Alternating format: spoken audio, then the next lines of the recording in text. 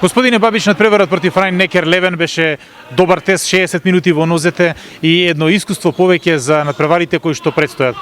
Но сега доаѓа тимот на Тримот Требње, состав кој што е дебитант во надпреварувањето и кој што веројатно нема да има фаворитската улога против Еврофарм Перистер. Како ќе се носите со фаворитската улога и со императивот за бодовите во наредните два надпревари? Pa ja vjerujem da nema favorita u ovom takmičenju, osobito zato što je puno timova, odnosno igrača imali COVID i jako teško je govoriti o sportskoj formi.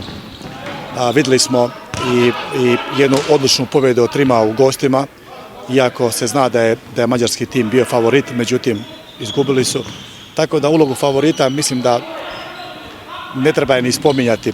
Spomenuti je bitno da se mi polako vraćamo u takmičarsku formu, da nam je ovo treća utakmica u nizu, da smo polako počeli imati intenzitet na treningu, da su igrači puno spremni nego što su bili prije 10 ili 15 dana, tako da ja očekujem jednu dobru prezentaciju našega tima. Зборува за противникот. Каква екипа состави Урош Зорман? Тоа се релативно млади и за пошироката јавност непознати момци, но елиминираа два озбилни унгарски тима. И Татабања и Балатон во квалификациите, што е сигурно предупредување за сите противници. Pa iz moga kuta trenerskoga mogu reći da trener Zorman radi odličan posao, odličan trener, to je vidljivo na svakom koraku.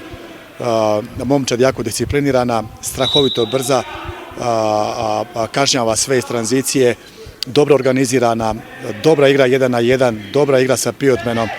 Dakle, tim odlično selekcioniran i odlično vođen od strane trenera Zormana.